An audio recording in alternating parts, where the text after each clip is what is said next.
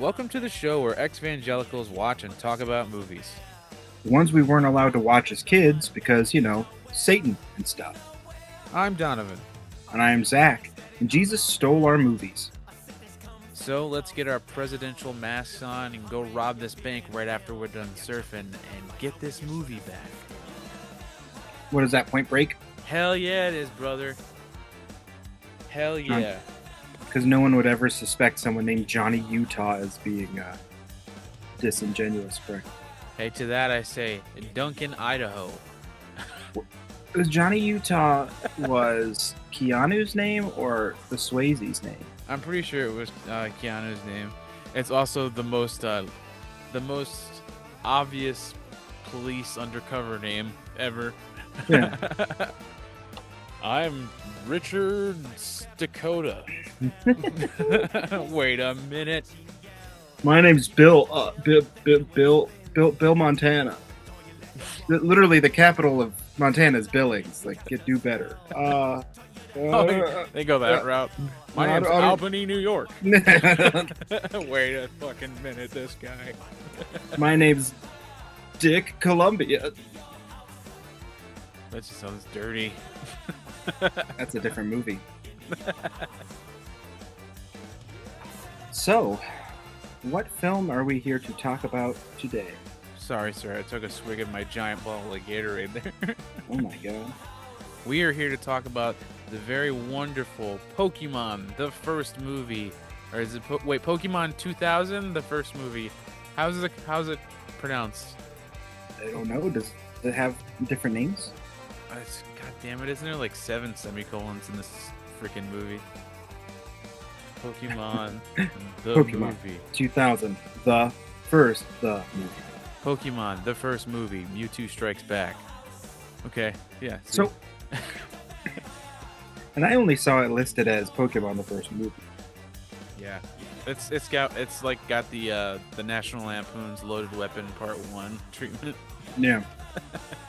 But yeah, we're here to talk about this wonderful satanic-filled movie with all the abuse and wonderful ritualistic things that happen to these little magical creatures. And as is the premise on our podcast, we were not allowed to watch this movie because popular thought in the evangelical church at the time, and maybe some still do, is that Pokemon are demons. Ooh. So there are several sermons on YouTube that you can find of these pastors talking about Pokemon are like creatures sent by Satan to like make your kids believe they're just cute little animals, and then like that's how they get you, Mm-hmm. Mm-hmm. There's also the height of Christian evangelical storytelling that like people make up stories and you never know if it's like real or not, but there's always some very, very improbable thing that happens. Right. I used to sacrifice babies to Poliwhirl. So one of the most famous stories about Pokemon being demons is from a pastor. I don't know what church they were from, but there was this pastor who was on a missions trip, and his wife and he were on a missions trip to the Amazon. Mm-hmm. And this Yanomamo shaman got converted to Christianity, and he has like a famous book about like transferring out of shamanistic beliefs and being like saved by Jesus or whatever. I guess it's famous amongst missionaries and Jesus people, whatever. Okay. At the church at home, they're having this discussion about whether Pokemon are demons or not. And so they sent the book down to their pastor in the Amazon and said, can you, see if you can figure out if these are demons? And he said, we have the perfect guy to help us figure it out because he was in touch with demons as a shaman. Huh. And as is generally true of these weird evangelical, like probably not true stories, is they have one very specific detail that like super specific, which is really like how you craft a lie, quite honestly. Mm-hmm. And apparently they showed these images to the shaman guy, and he went through and described the Pokemon in detail and said, "Oh, this one bites, this one scratches, this one strikes," and lo and behold, the actual attacks of the Pokemon from the card lined up with what the guy was saying. So either he could Mm, read it and was just like making fun of these people, right. or he was just making shit up. And like, of course, a Rattata is going to scratch and bite, Right. right? Like Like, context clues. sure. So that's a very sort of famous account of these people 100% um, believing their stuff is confirmed. Yeah, And that's like confirmation bias, right? You absolutely. can't really trust that. Not that the person was not trustworthy, but it's a little sus to say that, like, oh, this guy just knows demons because he was a shaman. But Yeah. demons in that context are a very specifically um, like Christian, Judeo-Christian mythology type of thing. Right. I get what you're So saying. his religion, his mythology could just be completely different. You know what I mean? That's such a typical thing of the church to do, though, too, is just find a random guy that someone vouches for to be like, this guy will figure it all out for us. Right. And I'm sure like it's got to be one of those, mission trip stories that nobody can confirm because they're out somewhere without any contact. Like everybody's youth group probably Hmm. knew the guy who had a withered arm, and the withered Hmm. arm was healed on laying on of hands. Yeah, right. They all But saw it. We all did. yep, every Wink, single wink. person. I was like, That's like oh, okay, bud. that should be like a Christian youth group horror movie version of I Know What You Did Last Summer. It was like, we know that you lied about that healing. We know you didn't truly believe. That'd be um, terrifying. One of the sermons on the internet that we found about Pokemon Yes. was a famous sermon from something called the Prophecy Club, which may or may not be weird Southern militia dudes. That's true for real. And I'm not really sure, and I don't want to. I mean, I'm not going to talk shit, but like, it was a very odd presentation where they just have these pastors come up and talk about conspiracy theory shit. And Hmm. I don't know if it's on local access or on TBN or whatever, but this gentleman, who is a very colorful looking fellow with his very intense mullet, Hell starts yeah. talking about Pokemon being demons and how um, this is the insidious influence of Satan trying to get to your kids. And one of his very specific examples was Poliwhirl having on their belly a spiral, which is a fertility symbol, which Hmm. is directly, specifically able to be disproven by the fact that a Poliwhirl is designed after these specific little tadpoles that you can see their digestive tract in. Yeah, And it's a little tiny spiral. And the creator of Pokemon specifically said right. that is what that is for. That is what that means. And this guy is going out of his way to be like, it's a fertility symbol, and they want to indoctrinate your children with all this evil. And, I don't know, sir. what did he say? Something about uh, this was in the 90s, right? Today he'd probably cheer about it, but he said something Absolutely. about Pikachu's tail looking like an SS lightning bolt. Yes, he did. What does that mean? His tail looks like an SS lightning bolt. Nowadays they'd probably be like, "See Kyle Pikachu" or whatever fucking Nazi bullshit. I don't know, sir. Fucking The more I listen to this gentleman, the more I believe him. Pokemon. Pocket Monster. The spiral. And it stands for what? Male fertility. Let's see, I believe that over the creator any day. Speaking because of, because you know why? There's only one creator that I listen to, sir, and he ain't making no Pokemonsters, okay?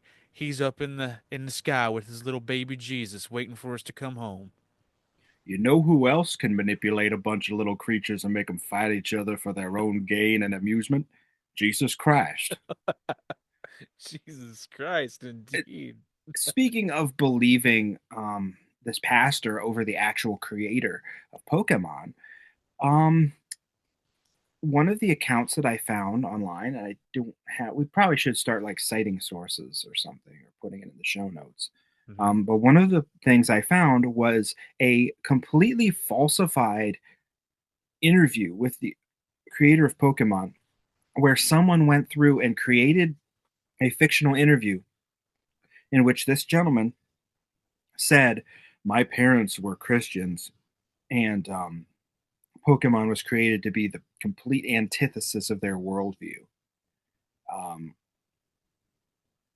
and first of all, Pokemon obviously is created by a Japanese gentleman, so the likelihood of him being a Christian is very low. You know what I mean? The idea was that someone completely falsified this interview and then passed it through to all these different places, saying, "Look, he's actively trying to be against our worldview. He's actively trying to be the antithesis of what we um, created, like what we believe in." And it's absolutely not true, absolutely Right. unverified. Pokemon are like animistic object spirits, like it's Shintoism in a small way, you know. Hmm. Again, th- this is going to be like, say, the same thing as the satanic panic stuff. It's all the same stuff. Yeah. Things that are taking our children's attention away from Jesus, things that are, you know, inspiring uh, attention or inspiring other activities to be done other than, you know, Worship. worship the Lord. Yeah. You know what I mean? And who knows, maybe as we saw with Ninja Turtles, if every once in a while Ash and Misty and Brock said, "Let's go to church, you guys," maybe they wouldn't have a problem with Pokemon. I heard Um, that Jesus guy's pretty swell. Brock says, "I heard his mom's hot." Like, oh God, Brock, fucking calm down, dude. Like, Right, bro. That's why are probably you what such he a would do. creep? Yeah. Right. And then Ash is like, "Oh man, the only thing I'm battling today is my demons."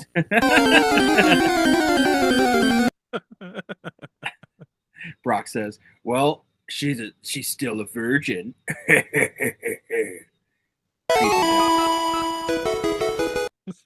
Creeping ass Brock.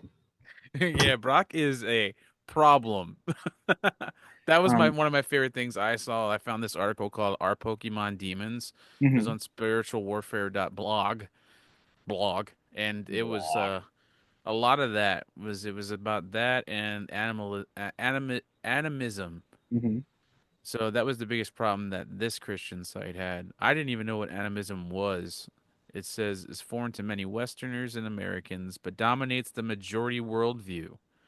It's the belief that personal spiritual beings and impersonal spiritual forces have power over human affairs, and consequently, that human beings must discover what beings and forces are influencing them in order to determine future action and frequently to manipulate their power. Yeah. So, in layman's terms, that's what, Zach? Demons. Yes, sir. So, One of the pastors, and like you can go on YouTube and just type in the Prophecy Club, and it's kind of a famous viral video about yeah. this guy talking about how Pokemon are demons. One of the other ones that I found, there's a very famous pastor, Southern pastor, obviously, um, who is talking about hugely railing against Pokemon, having all this problem, all this acrimony, you know, issues with Pokemon or demons. They want to make your kids accept evil and accept ugliness, but make it cute. So, I mean, it's just people trying to sell their game, buddy. Yeah, You know, right. but that pastor later was deposed from his church because he had a pill problem and was Oh, extorting sexual favors from members of the church. Jesus. And he was like stealing money from the offerings to like do whatever, you know, basically embezzling from the church. And he was like roundly sort of just run out of that church for being just a dirtbag and a scumball, which is Wow. not, you know, that's not every church, that's not every pastor, don't get me wrong, but there's such a thing as methinks you doth protest too much. You know what I That's mean? true. Yeah, So, absolutely. It's um, sir, those weren't pocket monsters you were running from. Those were your own inner demons. and one of the things we also need to mention about Pokemon is that Pokemon is a Japanese franchise. It's a Japanese property. Mm, These American people, these very aggressive Western chauvinist people, um, take exception to there being a large outsized, Japanese influence on their children.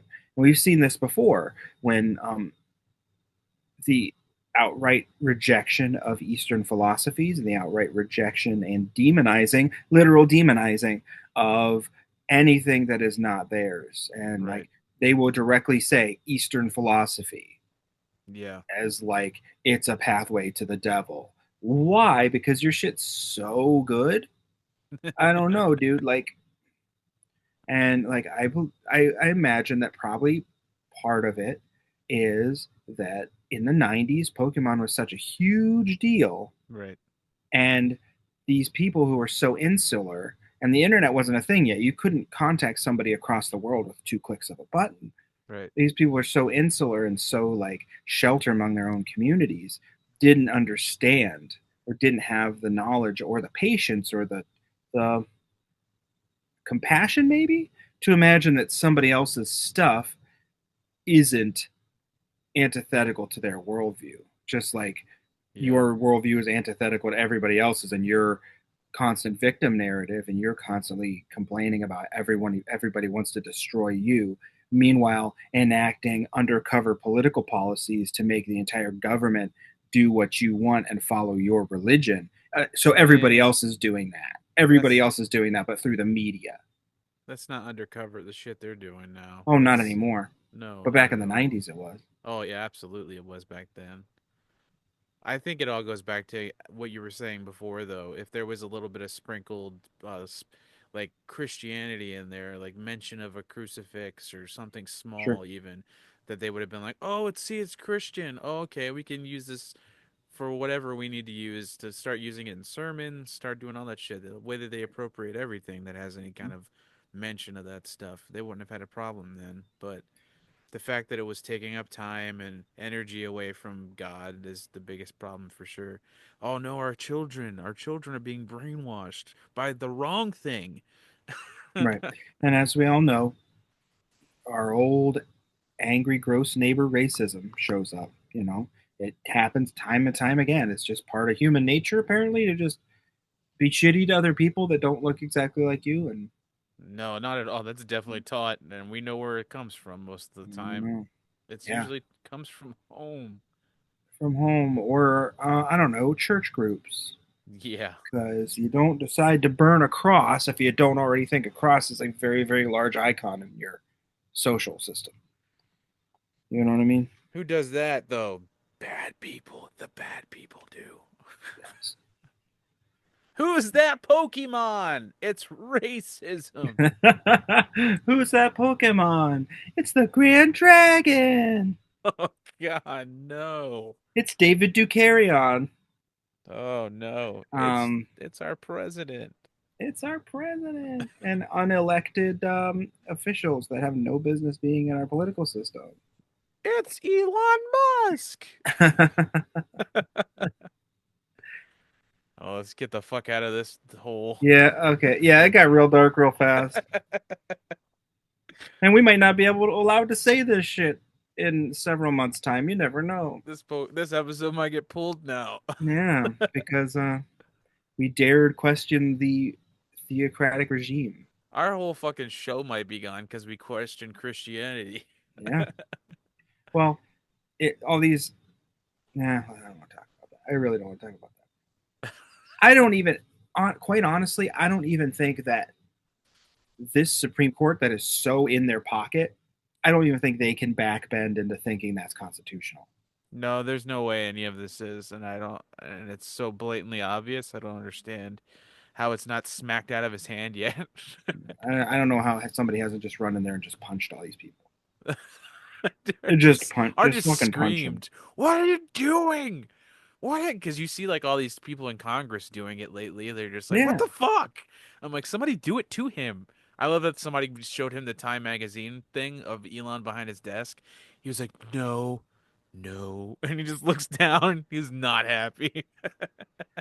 One of my things is like all the ICE raids and like these mass deportations and all this shit where they're Yeah. coming into hospitals and taking people out and all this crazy Schools. shit.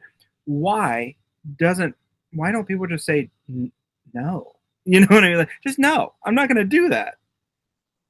Oh, it's because um, the voices that are compassionate and have any kind of care about other human beings are very small in number. I've learned that starting this new job that very, very, very small uh, blue dots in very, very large seas of red.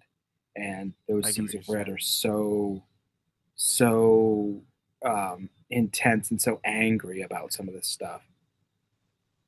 It's It's so one of the gross. reasons I don't talk a lot at work. I understand what you're Yeah. saying because I don't have a cool that much anymore when I hear certain things. Yep. So I just keep to myself because it's either that or I'm fucking starting a revolution in my place of work. So I Yeah. feel you, my dude. I feel you. But we gotta keep doing the right things and keep fighting the good fight and keep doing this show because fuck 'em. I think I'm going downtown like later today to join a protest, Hell if yeah, I'm not brother. mistaken. But like, I can't deal with these fucking people anymore, man. This shit's crazy. Well, if you do, be safe. Keep your phone in airplane mode and Yep. yeah, do what you got to do, brother. Mm-hmm. Alrighty. Now, the other thing, let's talk about Mewtwo and his shenanigans.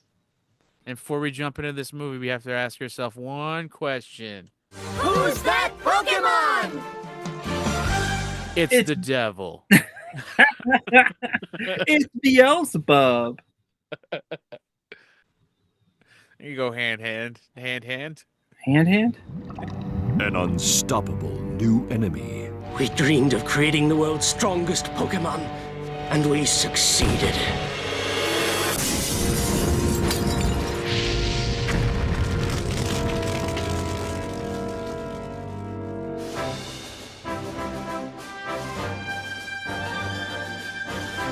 A mysterious invitation You have been chosen to join a select group of Pokemon trainers at a special gathering.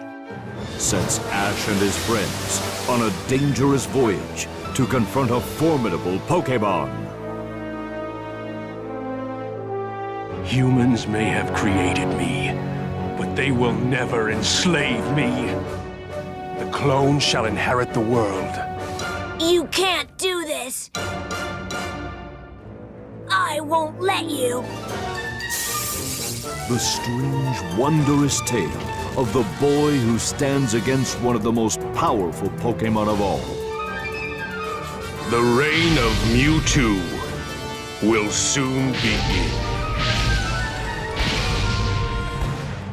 We open on an old familiar friend, the Toho Studios logo, which I was not expecting this to be Toho Studios animation, and it just makes me a little bit happy to see Hell yeah.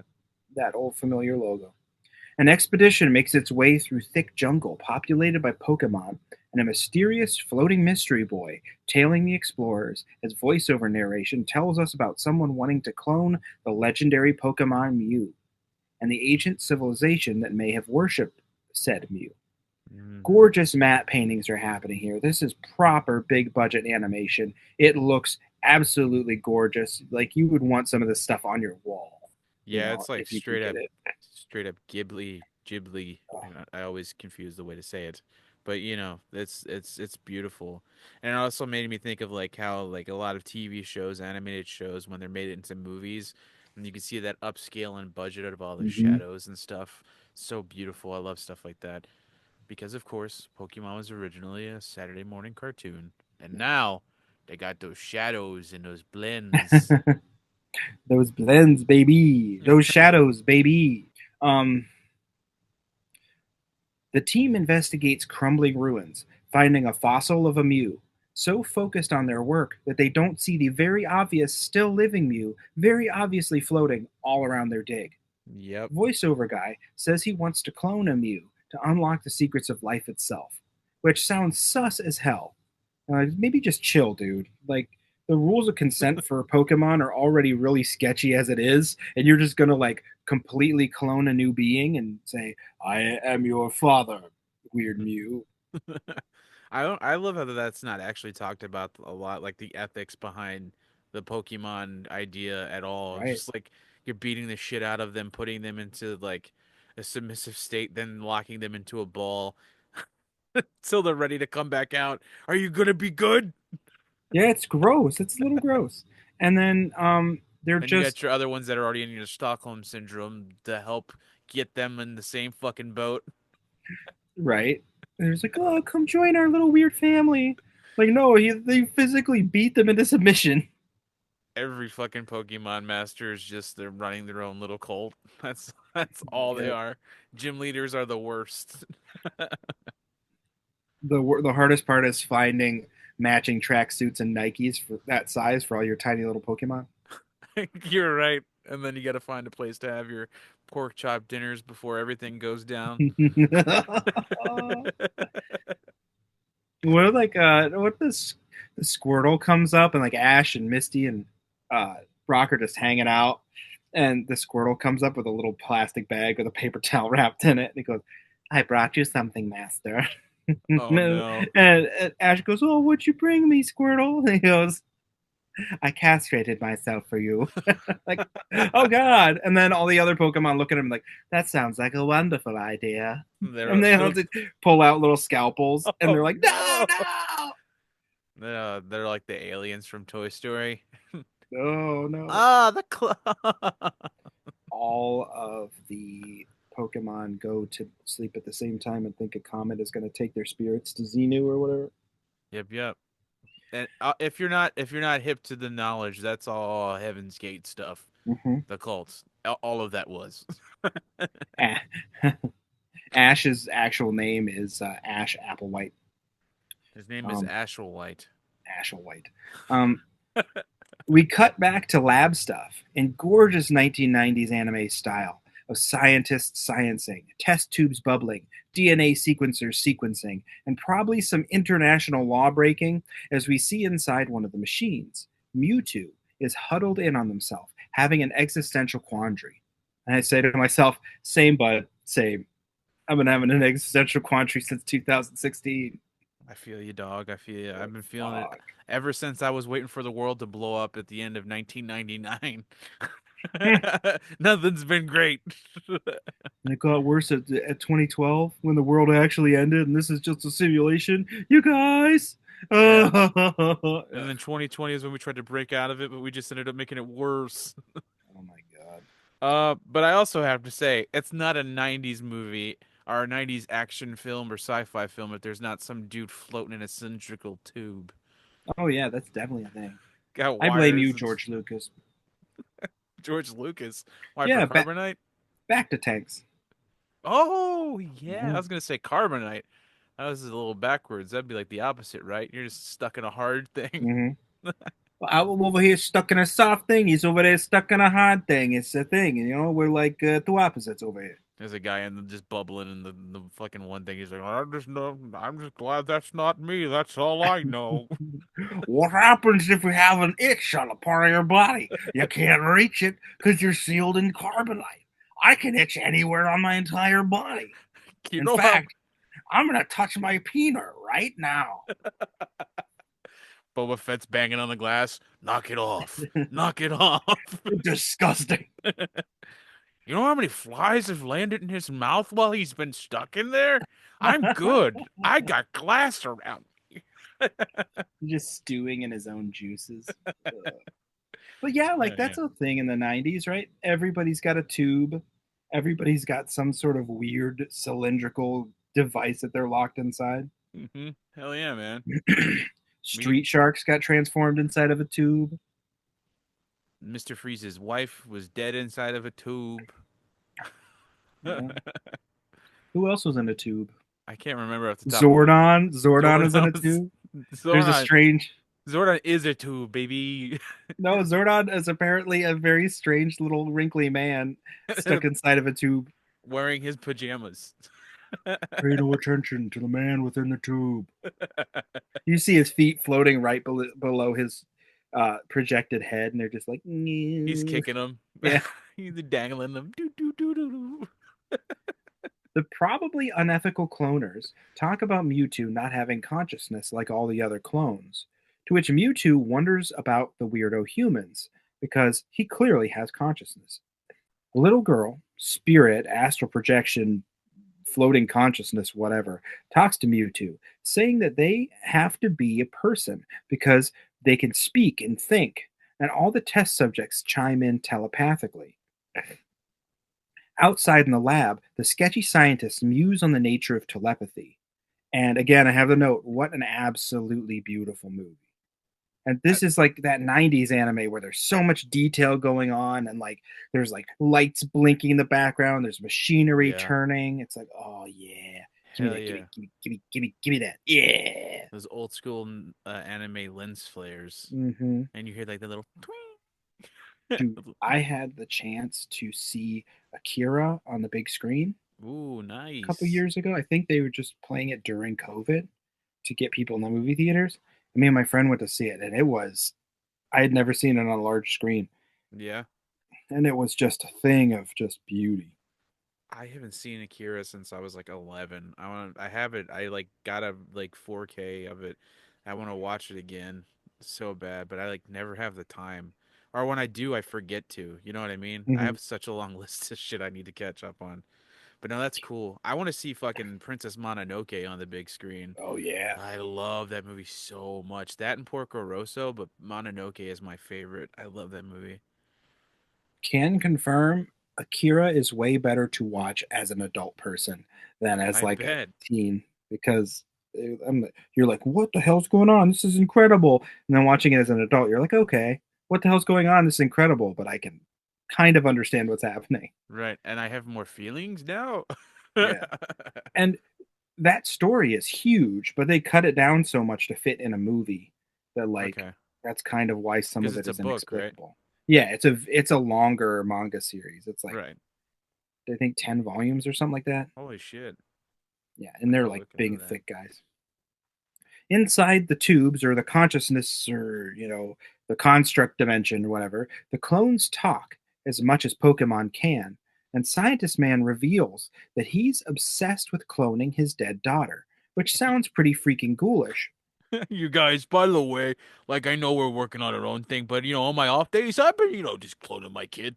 The one that died in that horrible accident. I just cloned her. Don't look over here. That's where my projects are. Where I'm cloning my kid. Well, there is a precedent for it in anime in general, kind of like Astro Boy is Yeah, a robot replica of the the doctor's past son, Toshio. And yeah. Tobio. Is it Tobio? It's Tobio. Toshio. I I don't don't remember. remember. It's been a long time since I watched those two. And that movie they did was insanely underrated. It was Oh, the CGI gorgeous. one? Yeah, it Yeah, was it's so good. incredible. And I believe in the late 90s, Tetsujin 28 is also somebody's past child that they just built a giant robot of. So there's a precedent for it in anime. Yeah, for Um, sure. Oh, and like Full Metal Alchemist too, right? Absolutely, yeah. Yeah.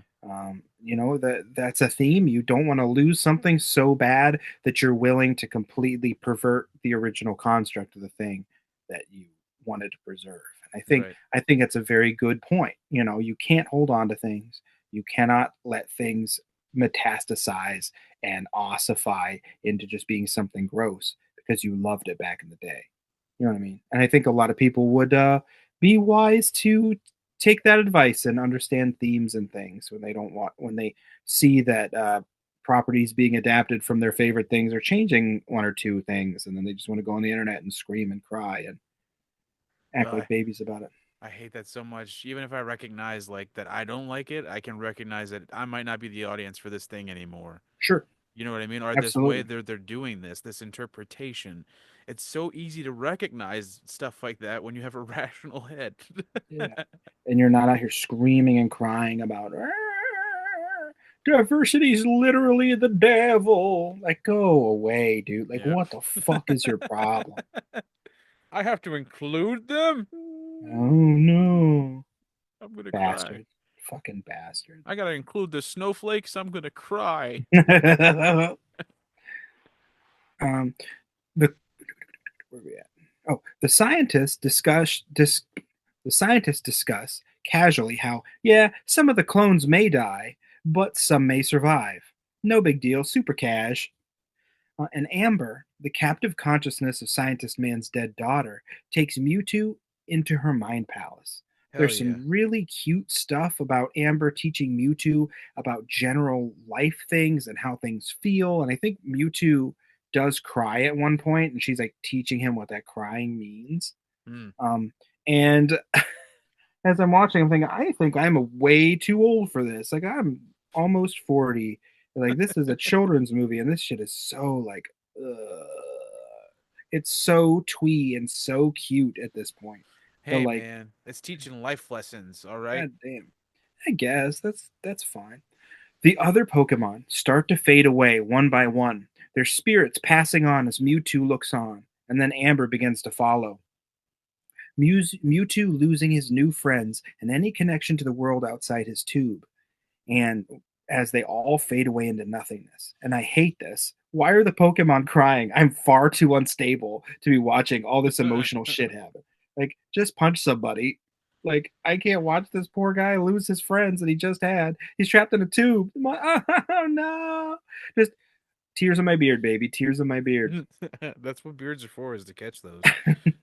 Because with the salt in them burns on the belly.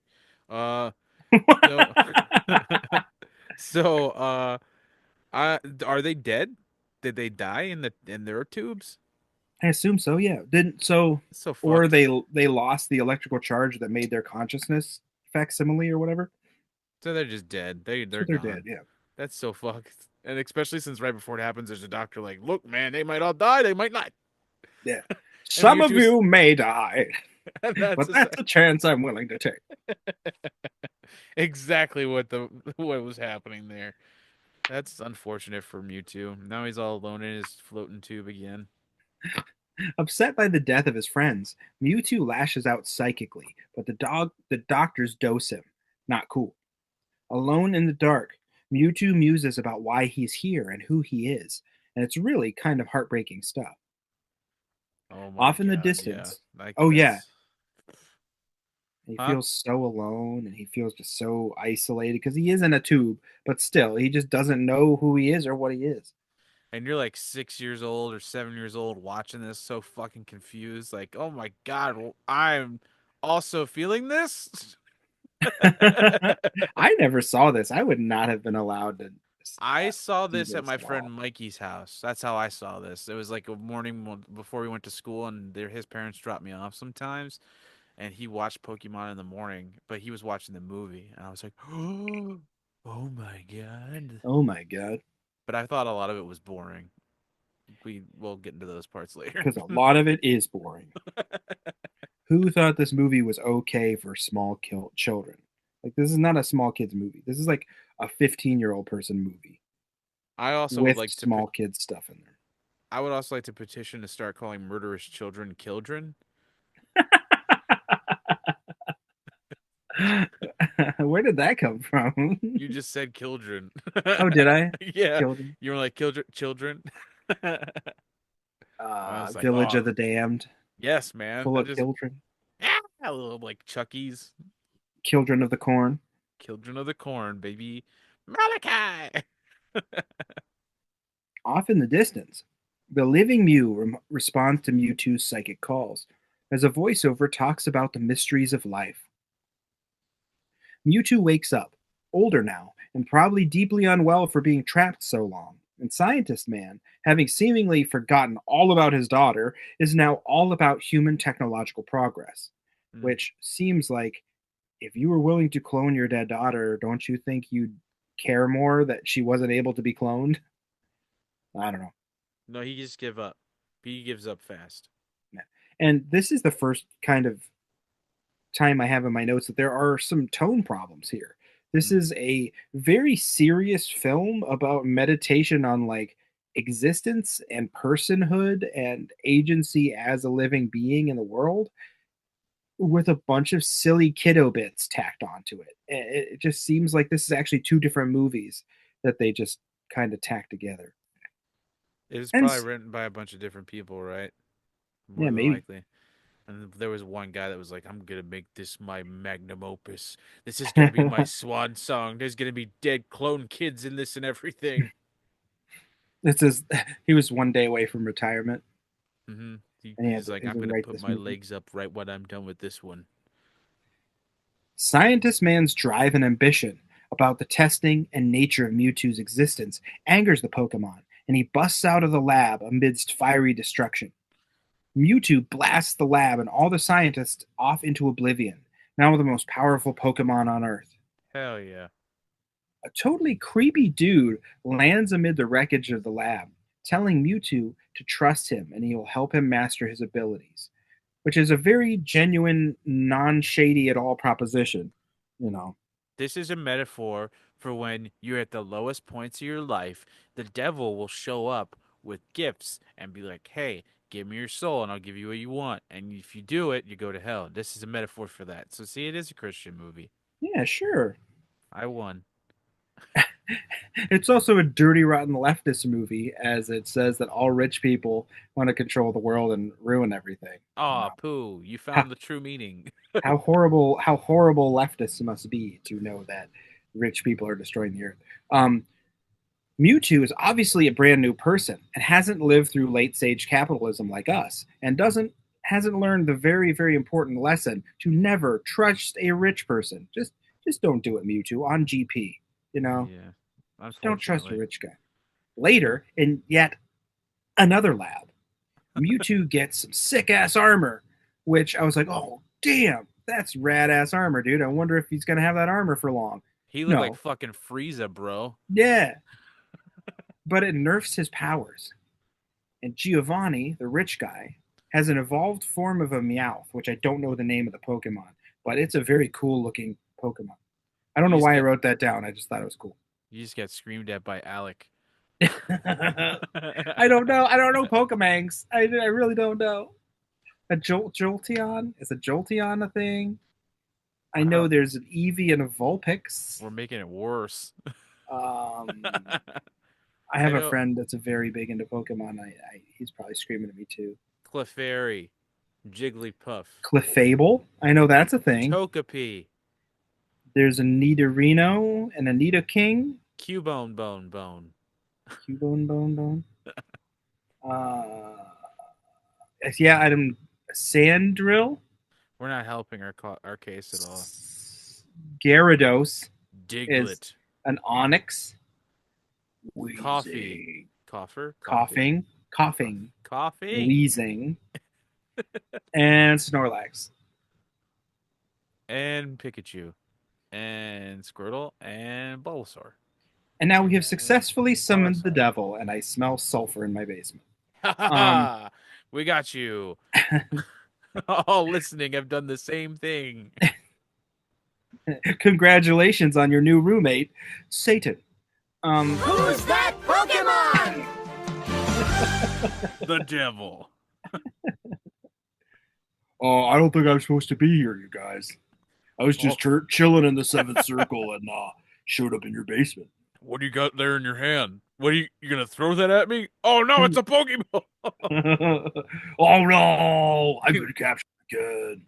This is like the seventh time this week. What the fuck? Later, in yet another lab, Mewtwo gets sick ass armor. Oh, I already read that shit. A training montage ensues, showing Mewtwo easily handling bunches of different kinds of Pokemon with his psychic powers. I don't know all these Pokemon's name, but they all get captured and forced to fight. And that's just the nature of Pokemon in the world. And I don't know if that's ethical. I don't know, like, if you rocked up to a Bobcat, put in a carrier, and just went back home and put that Bobcat in a ring with, like, a snowy owl and just wouldn't let them leave until they beat each other unconscious, that would be deeply unethical, right? And Pokemon are kind of even more sentient than like a normal animal. Right. They can Like say they their can own say names. words, they can convey meaning and intent and emotion. And that's like, okay, is Ash a bad guy? Is Ash the antagonist? Or have No, we been rooting for the wrong people? they make it very clear that Ash and his Pokemon have a different kind of relationship. They're almost free range. Mewtwo ponders his purpose, and Giovanni tells him that his purpose is to serve his master. To which Uh-oh. I say, fuck off, Giovanni. Stuff that master garbage. Kill your masters. Kill your masters. Mewtwo also takes umbrage with this despicable line of thought and breaks free. I'm like, hell yeah, dude. Get him.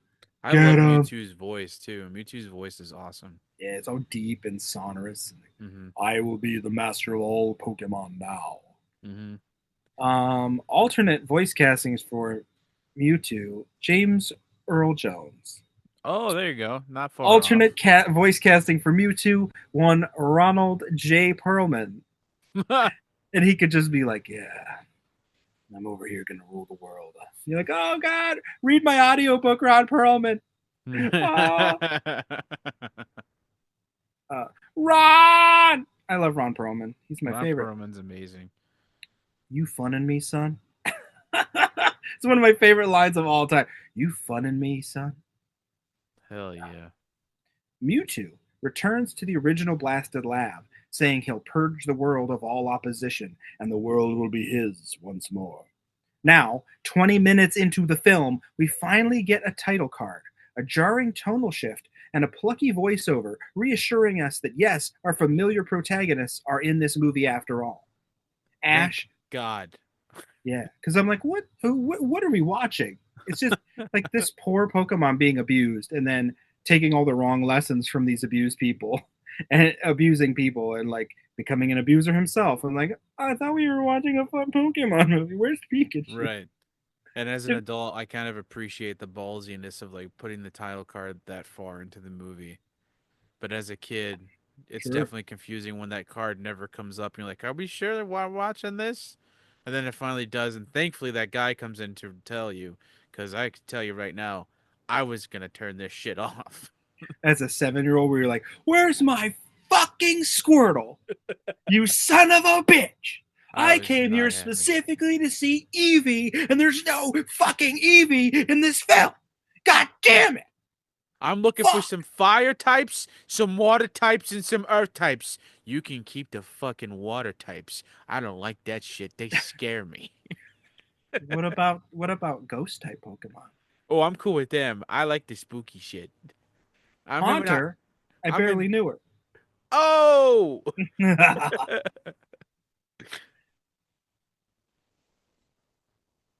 Now, 20 minutes in the film. Okay. Ash, Misty, and Brock are chilling out while their Pokemon play, which is really cool. They're just having a barbecue and the Pokemon are playing outside. Like, that's cute. Let's live in that world. I told you, man. Free range. They're free range Pokemon. When a dude rocks up and challenges Ash to a match. Ah, yes, random stranger. Let's make innocent, cute animals beat each other up. Then after the battle, let us claim their victory as our own. Truly, a utopian society. Speculative fiction at its finest, kids. They should just have them like eating fruit and shit. Like make it true like gladiatorial bullshit. He gives them the thumbs up and the thumbs down. Exactly. Pikachu like looks over at Ash and he's got like this he has a Scyther's like hand gripped in his throat. His Scyther's throat gripped in his hand. He like looks at Ash and Ash makes eye contact with Pikachu and gives him the thumbs down. Thumbs down. And then Pikachu just shocks the Scyther into like a black and charred husk of nothingness. Nah, man, he explodes. Fucking green blood everywhere, and it's just like full on ninja movie style, where it's like veins are popping out of Pikachu's head. He's just screaming. I think you hit that so hard that your microphone decided it shouldn't record it. It happens because it didn't come through my headphones. It was very cool. Pika! Probably still too high. But as Ash battles this guy, a creepy surveillance screen is watching Ash and the rando battle. Hell yeah.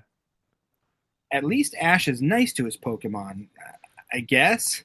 But Bulbasaur, Squirtle, and Pikachu handle the other trainers' Pokemon fairly easily.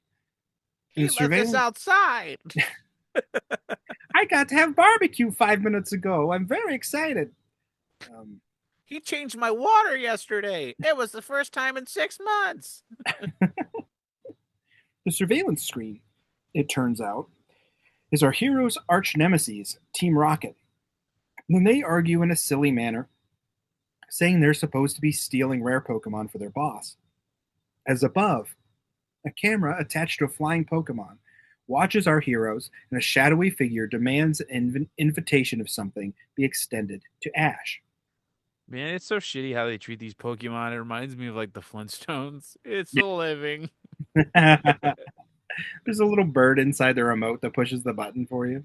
So bogus, man. It's wild. A dragon-looking Pokemon soars out of a mysterious island and delivers a holographic invitation to another mysterious island. And Spooky Island. Spooky Island. Ooh.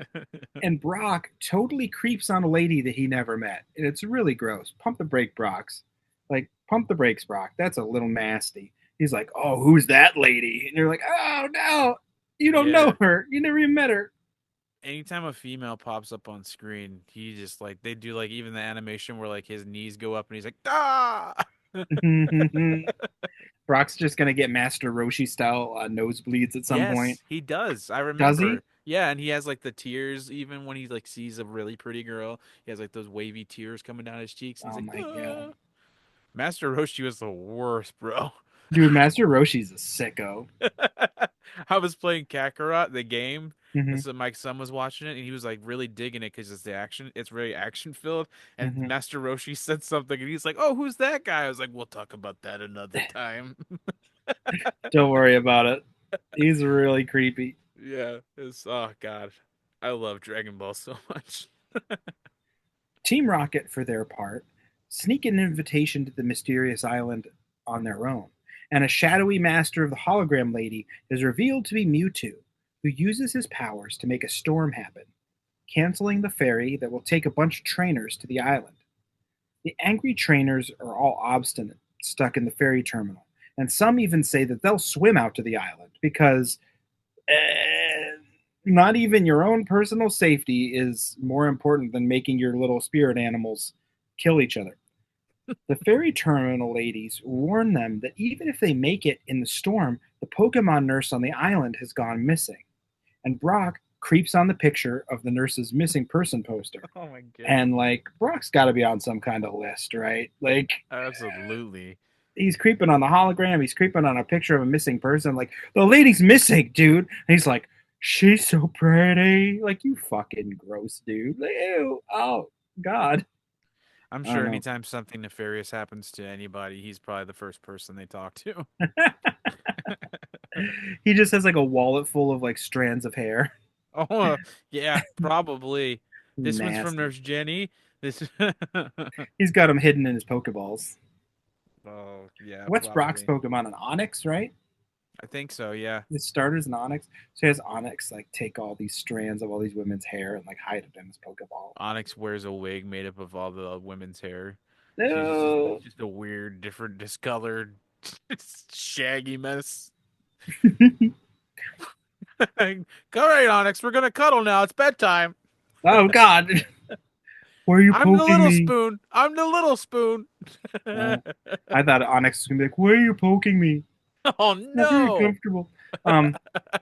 As the Pokemon trainers set off, some riding airborne and some riding waterborne Pokemon, Ash comments that this is in fact not groovy at all, and their Pokemon are not strong enough to take them to the island. Suddenly, wild Scandinavian stereotypes appear, clearly Team Rocket in disguise as like boat rowing Vikings. Yeah, that makes sense. They volunteer to row the crew out to the island. Misty remarks that she thought that the Vikings were all gone, but Ash says there are still some in Minnesota. And I'm like, what? What just happened? Like, this was not a line in the original anime, was it? Like, what is going on? It's very strange. That whole thing happened just for that joke. It had to. Like it had to. I don't understand. What is it? Why would they row up looking like Vikings? It's very silly. Why did they help them? What was the reason for Team Rocket deciding, okay, we'll give him a hand? I don't know. I can't believe that Jesse wasn't just like, we've waited our whole lives to drown this little boy. Quick, put your boot to his head. Oh, wait, no, that's James, right? Yeah, James is Jesse, quickly, push him under. Push them all under. I can't believe I've been carrying around this pillowcase full of rocks for 17 years. Now I can finally use it. Team Rocket to the rescue. And he just like puts Ash in the pillowcase full of rocks and drops him in the ocean. Oh my god. I can't believe I actually got to kill someone. Oh, yes. And you're like, oh, God.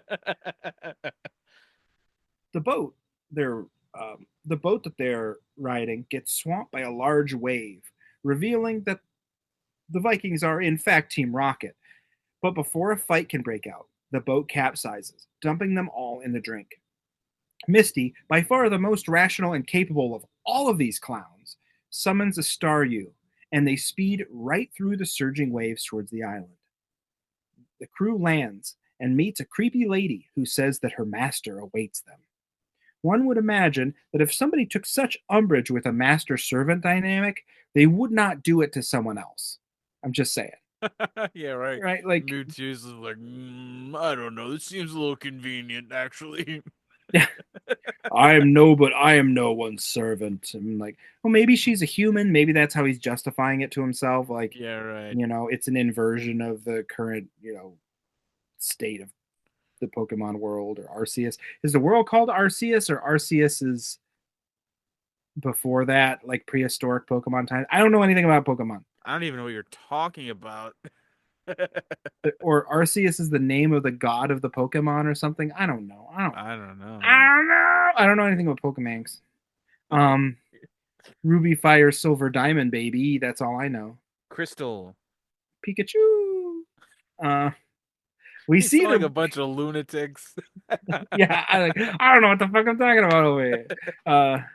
We see the regular Mew hovering about as the creepy lady leads the crew into a chamber where only the 3 out of the crowd of trainers managed to make it to the island, which is pretty morbid stuff. Like, there were maybe 24 Pokemon trainers in that ferry terminal, and most of them left in the storm to go to the island.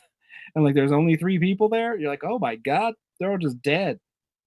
Yeah, I didn't think about that. That's pretty fucking hardcore. The trainers release their Pokemon, and they all start to get to know each other.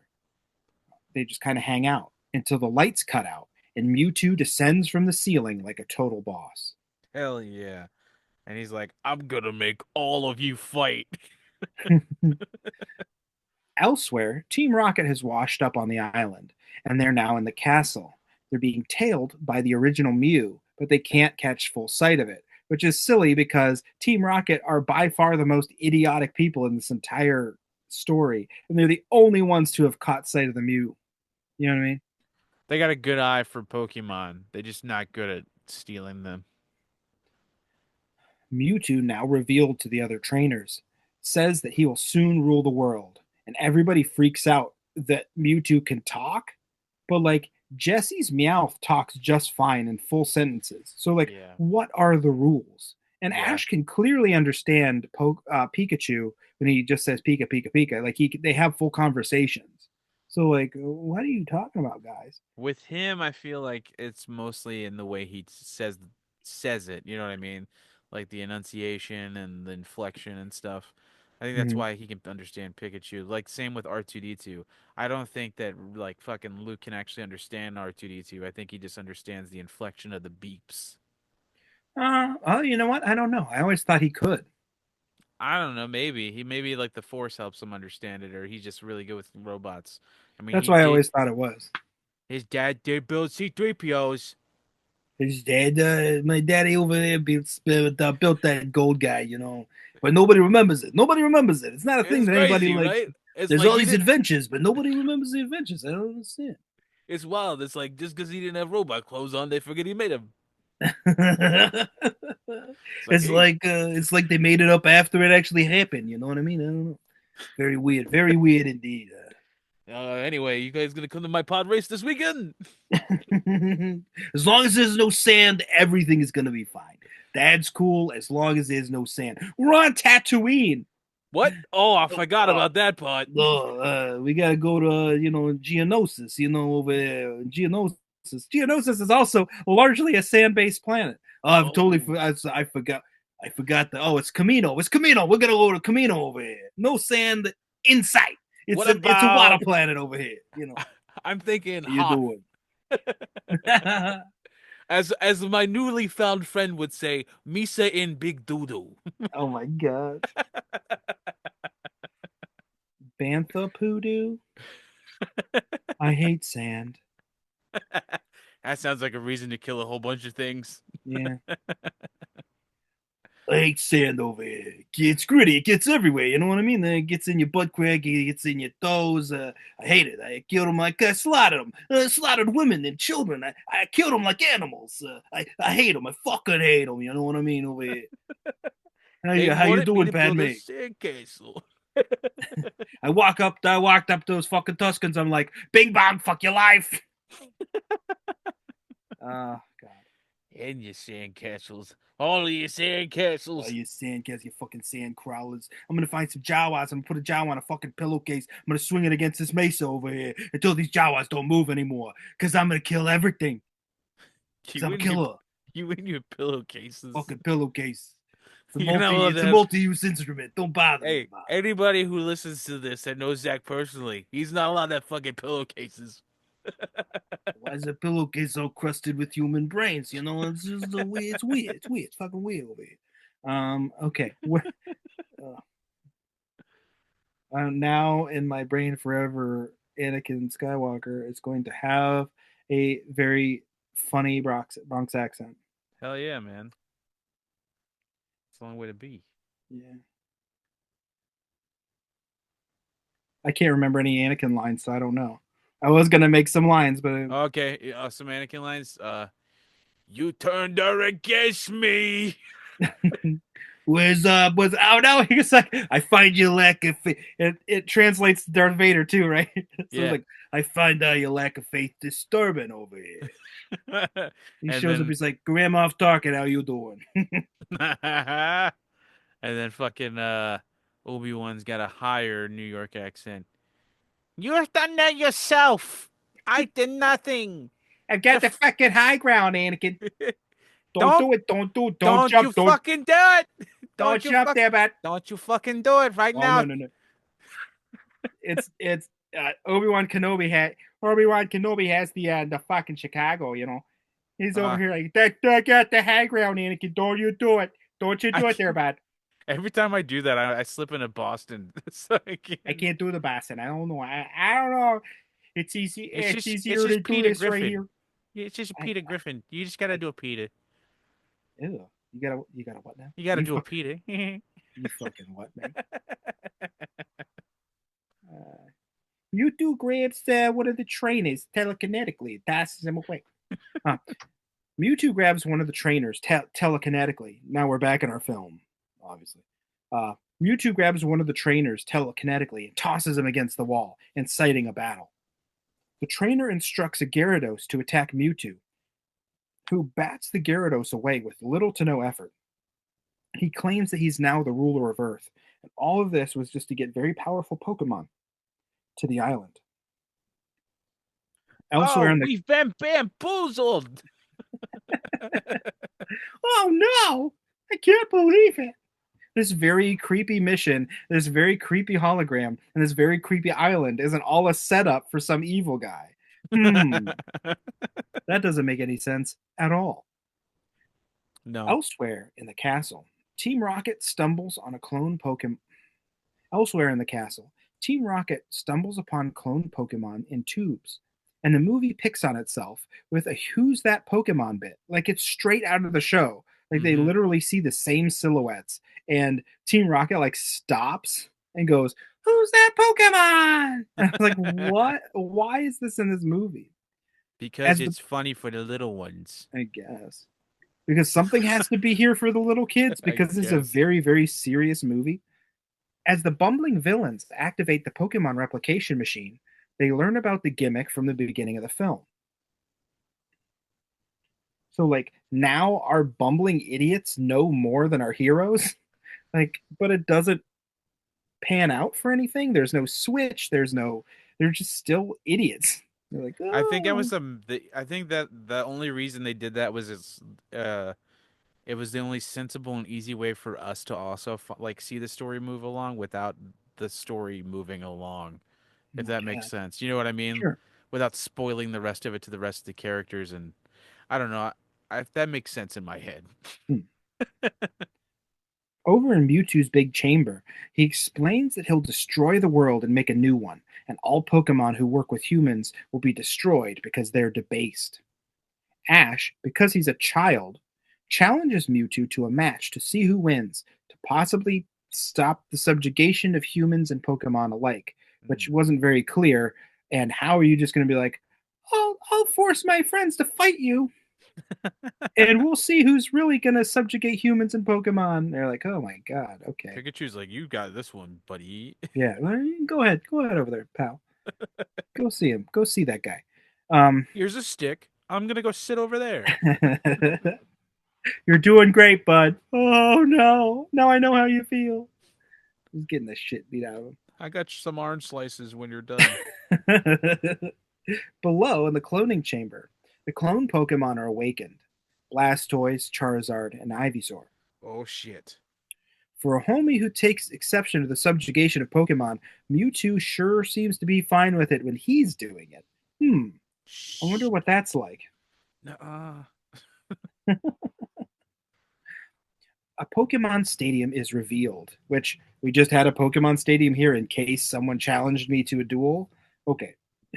Pokemon Stadium is revealed, and the battle starts. And in true anime style, everything grinds to a halt for some intense panning shots of people reacting. Hell yeah. We're talking full-on speed racer shit. Mm-hmm. Huh? Huh? And the time-honored shonen anime tradition of just people yelling one person's name. And like just it not really being anything except they're just shouting their name. Trixie! Yeah. The trainers send Pokemon after Pokemon and Mewtwo's clones to no avail. Ash's Charizard and the clone Charizard do battle spectacularly, actually having a competitive back and forth until the clone drops Charizard in a super pile driver from like way up in the air. Mewtwo captures all of the fallen Pokemon, saying his storm will destroy the Earth. He unleashes a swarm of evil Pokeballs to capture all the Pokemon present, delivering their genetic material to the cloning machine. One by one, all the Pokemon are captured, until Pikachu is the only one free, running and blasting electricity to keep the predatory Pokeballs at bay, until, exhausted, Pikachu falls down from the ramp, and Ash dives to save him from falling against the ground. This shit was intense, man. It was very intense. You're like, Pikachu, no! Yep. You're feeling Ash's pain. You're like, no. So sad. Below, in the clone lab, the clone machine deposits the Pokemon each in their own clone tubes until Ash leaps into the machine to save Pikachu who had been captured. And while doing this, defies a mass of grasping digits and arms as they drag at him, and frankly, a nightmarish escape from this cloning machine. It's pretty kind of scary. For sure. He's getting dragged into this machine by all these little arms. I'm like, oh my god, that's kind of... The littles watching this would be like, are those arms going to get me? Like, that's why you need to close the closet door in the night, because the little mechanical arms are going to come out and pull you and make you a clone. Or the devil. Or the devil. The clone machine. Pokemon! It's Satan. I'm really not supposed to be here, you guys. We gotta stop. We gotta stop eating like this. You could send me back to the 7th circle. I'd really appreciate it. You got the Uber, right? You sent me to the second one last time, and I'm getting real tired of this. And Asmodeus, he's just a prick. not a nice guy at all. He keeps calling me tube sock. Now I don't even know how that's supposed to be insulting. It's just kind of weird, I'm actively. I mean, how fucked in the head do you have to be? I'm actively avoiding a person, and you made me show up in his living room. That's not cool, dude. I don't even want to be here, let alone there. Don't even get me started on Belial. The guy's just crazy. I think he eats toothpaste for fun. I don't really. It's wild. Hey, what's wrong with that? Nothing's wrong with eating toothpaste for fun, Donovan. You're It's perfectly goddamn right. acceptable. There's Okay. not. It tastes great, and my breath smells fresh. Okay, bud.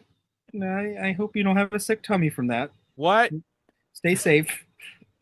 My burps taste great. my burps taste like springtime freshness. Mm. The clone machine pumps out Pokemon after Pokemon. The originals discharge safely as if they were never in danger in the first place, which is a little bit silly after making it such a threat for them to be captured. Above, Mewtwo says he'll spare the humans' lives for now as they watch the Earth be destroyed. And then, with all the humans and Pokemon gone, his clones will flourish and rule the Earth. Hell yeah, this sounds so great. 10 out of 10, would recommend. At this proclamation, an explosion happens as the clone Pokemon bust through the floor and advance on the trainers. Oh, all seems lost until a voice calls from inside the smoke. It's Ash leading the newly freed OG Pokemon out to battle the clones. Finally, the big face-off begins. Ash charging Mewtwo, who bats him away casually until he's saved by a mysterious bubble which turns out to be generated by the OG Mew. Oh, yeah, did you forget about this asshole? So did everyone else, because he has not been doing anything to help. And he's just floating around, making weird noises, being a little prick, watching everybody else get beat up. Just zipping around like a little suck. Glinda the Good Witch, just being a little prick. Just bubbles. Just little bubbles. Being a weird little voyeur. Ugh. Mewtwo is incensed at the arrival of the Mew and says he is superior, blasting away with balls of dark energy. Mewtwo claims that his clones will triumph, and Mew says that the original OGs have something they could never have, and that's heart. This taunt must have worked. The clones start crying. That was really me, dude. You don't think I have heart? I'm a Pokemon just like you. It's really rude. Right. What are you gonna say next when I have souls? Tomorrow's Valentine's Day, jerk. This taunt must have worked because Mewtwo locks all the extra powers of the clones and OGs away, and now they have to do battle hand to hand. Squirtle's punch, Scyther's slash, Charizard's wrestle, and Psyduck's are codependent as the world's least effective final battle song plays over this desperate struggle. And I had to pause the movie at this point where I was like, what is this duty ass song that they're playing? Like this a is love ballad. Insulting. Like, what is it? It's something like, brothers and sisters, let's not fight now. We gotta hug it out, baby. And it's like, this is they're fighting. This is a fight. Like, give them like Do you want to hear the wonderful sound? I don't, but I can't remember what it's in. Oh God, what? That's Ash climbing out of a hole in the ground. Fast forward it. Something's happening with the hole.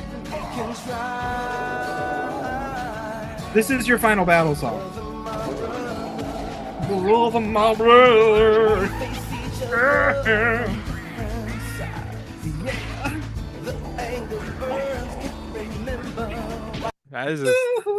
They could have said that this was a Christian movie after that fucking song, man. That sounds like a worship song. Fucking Michael W. Smith out here singing for Pokemongs. That sounds like a Newsboys slow jam if I've ever heard one. God.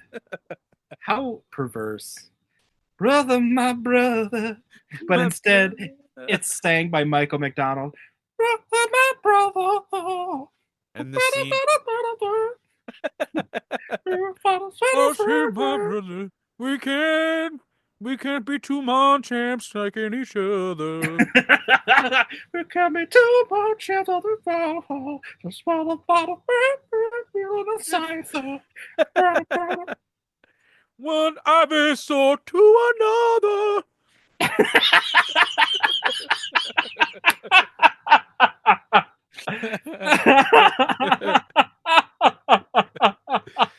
That's literally what I'm looking at right now. That's why I paused it on Monchamps and then Ivysaur in the background, just staring each other down.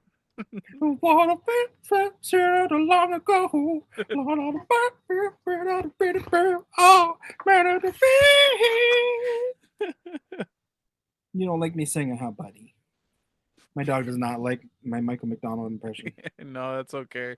I'm glad I'm in the basement. I probably would have woke my kids up. That might have got to them. And we're singing, Mewtwo's really a prick now.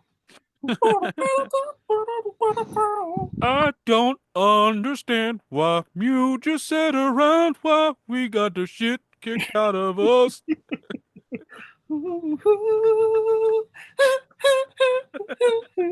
I don't even know that song. I don't even like any of those songs. I don't even know any Michael McDonald songs off the top of my head. I'm just making shit up. What's that one? I don't know.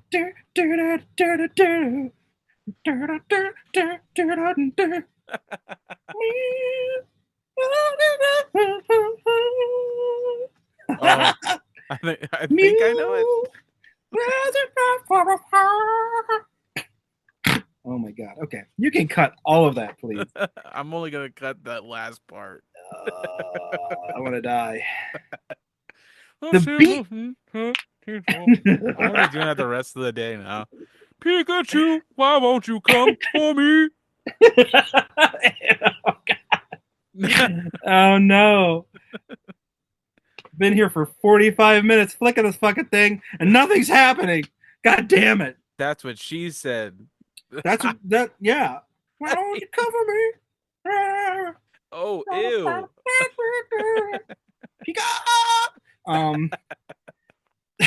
The beatdown continues. It's staying in. Oh my god.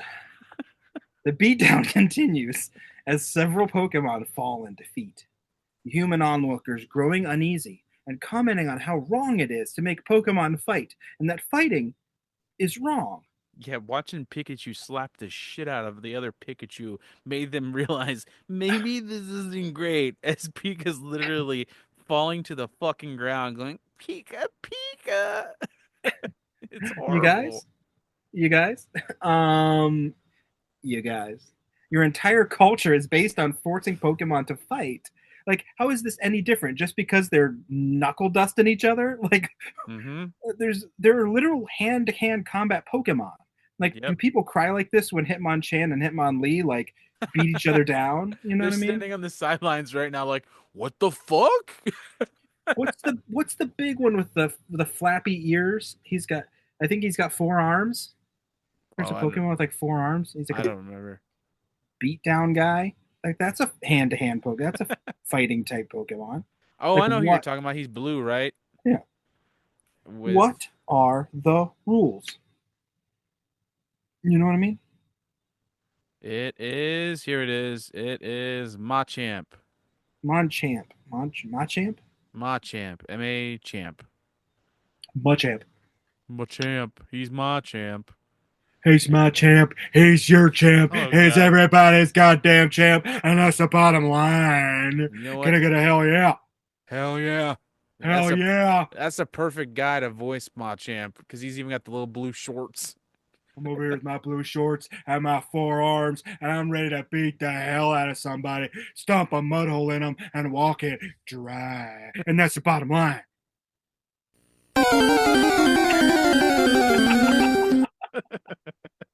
We get a little better fight song. Let that glass break. Give me some Metallica, and I'm gonna punch somebody. I don't need some of this silly Michael W. Smith kind of acoustic guitar playing tiddlywinks. I don't know why you hate me. I'm just Michael doing McDonald my can best suck my singing a ass, song and that's the for bottom you. line. The Doobie Brothers suck, and that's the bottom line. That's Because Steve crossing a Colt said line. so. That's crossing a line. Steve Colt said so. I said Steve Colt said so, and that's the bottom line. That's crossing a line, sir.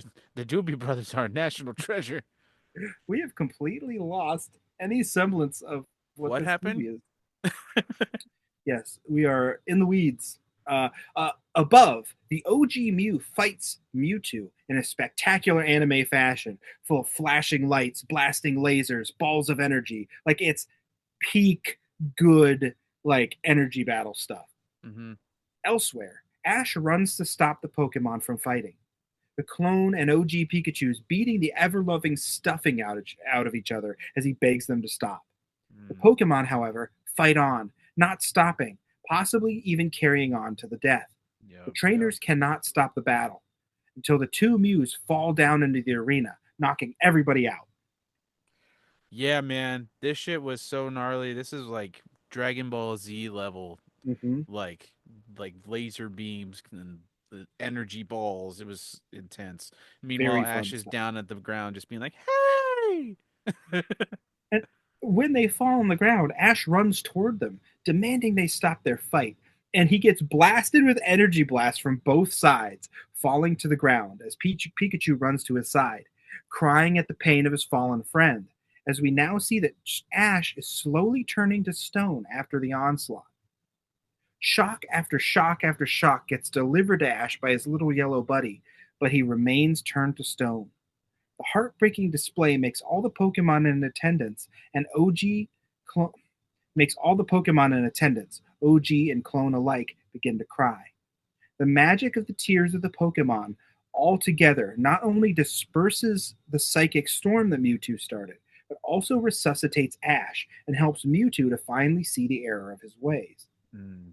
The fact that Ash would sacrifice himself for his friends touched Mewtwo's heart, and he now takes his super clones off to fly away in the distance, saying that the past few hours are best not remembered, and wipes everybody's memory, making this a non-canon event. So why the fuck did we just sit through it? Oh my god, I'm so mad. The crew wakes up shortly in the ferry terminal, confused by the fact that they can't remember much, but the day is saved. And the Pokemon Clinic is back open on the ferry terminal, so it's okay, whatever, it's cool. Yeah, And so Brock has someone to hit on again. oh my god. Brock has to go door to door to introduce himself at all the Pokemon gyms because he's like the resident creepazoid. Yeah, he's got to get them to sign his clipboard. The fanciful VO man comes back, and all is well in Pokemon Land, as he says the closing voiceover script that is at the end of the episodes in the show with a very lighthearted tone after all this very, very serious talk of purpose and control and world domination and death and destruction. He's just like, Ash and Misty and Brock the Creep are going off to find another adventure. And it's like, that's our movie. Like, that's the whole movie. Tone problems, gorgeous animation, and not even in a way that, like, maybe specifically Japanese humor isn't the same as, Western humor. So maybe I didn't get some of the jokes. No, it's specifically very much you have a cutie pie Pokemon and his very, very good human friend battling to the death with this Pokemon that can control other people's brains. And it's like, I don't know, you guys. And people calling each other master and servant, and that's gross. No, thank you. Yeah, no, it's very easy to see. Not very easy to see. Well, actually, coming from that world and knowing how easily they manipulate things into being what, how easily they manipulate people into believing that things mean what they want it to believe. I can see how quickly they were like, yep, this is about serving the master Satan and all that shit. You know what I mean? And any other part, there's so many things in this movie that you can see where they just grapple at straws to make this demonic. Yeah, and I don't think that thought process holds up. Again, I feel like Last time when we talked to Steve and Alec from this Fire Pod, Steve made some very salient points about yes, maybe they were able to co-opt it very successfully because it has impacted the culture moving forward. Like there are literal memes and cultural ideas about like being coming into your own as Christian Neo or whatever. But Right. I I just don't see this as being a successful co-opting of Pokemon because it's not. Pokemon's highly successful. It's never stopped making shit tons of money. I think it's like one of the top 10 most lucrative um, fiction franchises in the entire world, I believe. Yeah, probably. Um, and like I don't think the demon thing holds up to even the slightest scrutiny when you see that a lot of these are just animals that can do elemental power. You know what I mean? Yeah. It's like I don't see the demon thing. Is there anything in here that like as a parent you would be have problems with your kids? I think the only thing is that some of the themes were a little heavy, but that's going from a standpoint of just having to explain a little bit of things to my kid. But I don't have a problem with that. You know what I mean? And I don't see anything wrong with this movie. It could be a little boring at times. Yeah. Didn't you say last time that they did a CGI remake of this and they like pepped Uh it huh. up a little bit? Yeah, it came out on Netflix a few years ago. It's just called like Pokemon the movie. It's Pokemon the movie something. It's like one of those like clever words for rebirth or something like that. You know what I mean? Resurgence, Yeah, something like that. regeneration, Recalibration, reorganization. reloaded, resurrection. That shit. But yeah, it's pretty good. I watched it with Grace and my son. I watched it with my son, and it was pretty good. So I would suggest it if you like that one because it's. Or actually, I don't know because the art in this one is one of the reasons it's pretty cool. Oh, it's gorgeous. Absolutely Oh, gorgeous stuff.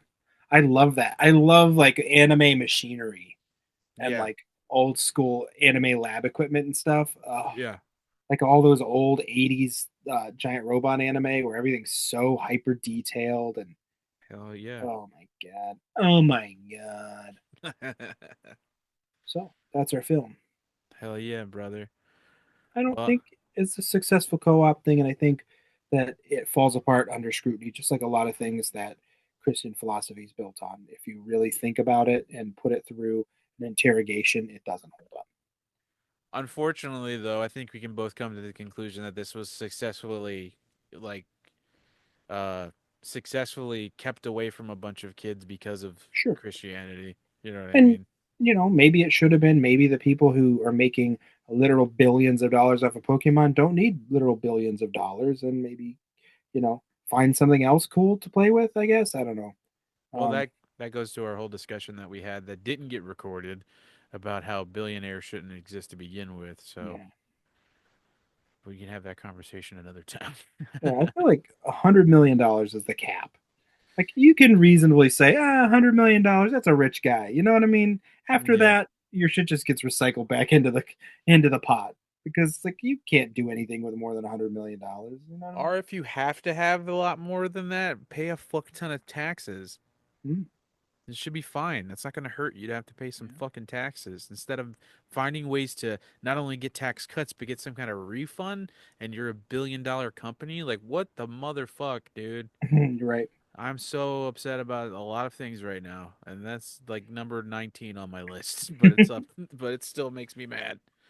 Anyway, I enjoyed this film, even though it was a little bored sometimes, and I think that, like I said, it could easily be used or it was easily taken away from kids with Christian uh point of views and Sure. things like that. It's just another thing to fearmonger. It's just Yeah. another way to be racist, I guess. You know, Yes. you've got to you've got to find very creative ways to be racist, and apparently one of them is saying that these cuties are of the devil, I guess, and it just doesn't hold up. I think Nope. there's nothing wrong with Pokemon. I think that being way too into the shit is a little intense. Like, and maybe this was not a movie for somebody under the age of 10, if that. I think like maybe I would not take just let us on someone under 10 years old see this specifically because if I was sitting there with my kid and Hmm. Mewtwo is talking about, I am the master and I will destroy the entire Earth. I'd be like, okay. All right. A little existential crisis with your Captain Crunch, buddy. Right. So if you like what you heard and you would like to hear more, we're going to be back next week with, I believe, maybe a special guest where we talk about the film Fern Gully and why that may have not been allowed to be seen in Christian homes and why the Christian ethos would not want you to experience Fern Gully and think that anthropogenic climate change is a thing. Yeah, because, that's the devil. That's the devil. So, if you want to drop us a line and tell us we were way, way too silly on this episode and lost the complete thread, hit us up on Instagram at jesus.stole. Also, we are on Gmail at jesusstolemovies@gmail.com. I probably need to make us a Blue Sky at some point, but we don't have Blue Sky right now. And I'm Z Reynolds Writes on Instagram. I'm _DJ DMed_ on Instagram. And we will talk to you next time. Oh, we need to thank Mustard Plug for the use of their song Vampire for our theme song. Absolutely. And I guess we will talk to you soon. See you. Bye. As she rises to her apology, anybody else would sure